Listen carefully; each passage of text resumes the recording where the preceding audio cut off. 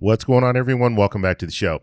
So I posted a video just yesterday talking about this $600 stimulus rebate, and I got a huge response of people commenting about, well, who really qualifies? So I want to talk a little bit more about this. And this is a proposal that Senator Hawley has put forward, and President Trump has also said that he is in favor of doing this. Now, will this happen? I don't know.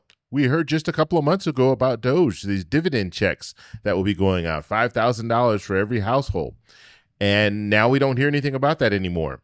So this could just be a talk. This could be a plan to kind of shift the narrative to talk about something else, but we're still going to cover it. And we're going to hold these politicians accountable if they're putting stuff out there like this and they're not following through. And so we're going to break this all down. So I have 5 different areas. People ask questions about 5 different areas. We're going to address those today. But before we get started, if you watch this video and you find it informative, please hit the like button. Then also consider subscribing. Okay, so the first thing that I want to go over, I just want to go over the criteria, who qualifies, because I still had people asking, even though I did show you this illustration here, and we addressed it, I want to talk a little bit more about it. And there is one thing that I didn't really talk about too much. I'm going to talk a little bit more about that specifically. But they broke this down based on if you are single and you earn less than $75,000, then you'll qualify. Now, if you make over $75,000, then they're going to ramp this down.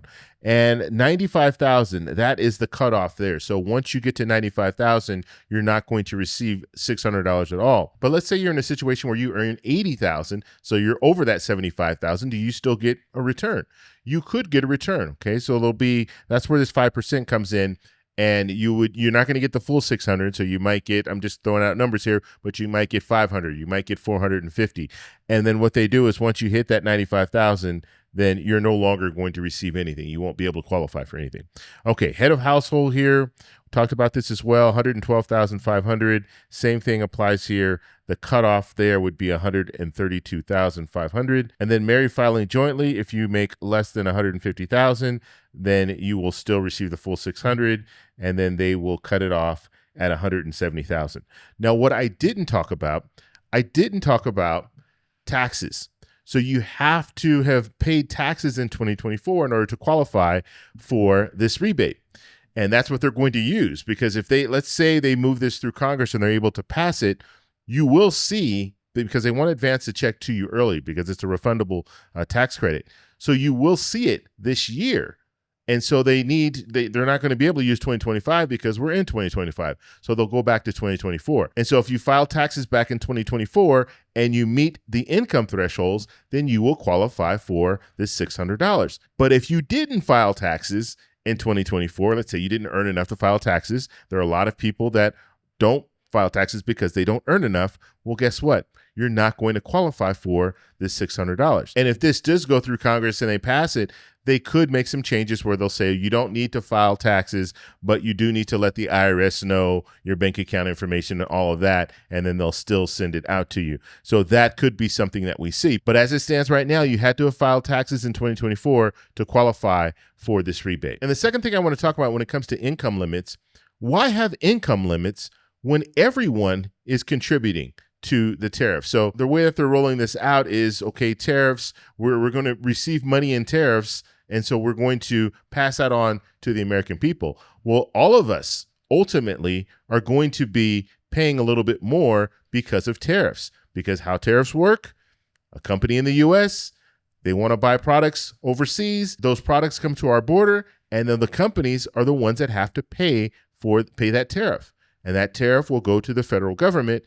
And usually that company that had to pay more, they're going to pass that cost on to the American people. So basically, we're all going to be paying a little bit more, no matter if you're making $95,000 or you're making $200,000 as a family, you're still going to be paying a little bit more. So why are you not in this whole rebate? You should be, because you're contributing. And in some cases, you could even make an argument that if you earn more money, you might spend more money. So you might be contributing more to these tariffs. And so it's interesting that they've said, okay, these are the limits here. It's going to be $75,000 for single, $112,000 for a head of household, and $150,000 for couples. When the reality is, everybody is going to have to pay a little bit more. And the next question that I saw a lot of people were saying, is this going to be inflationary? Is this going to cause inflation to go up?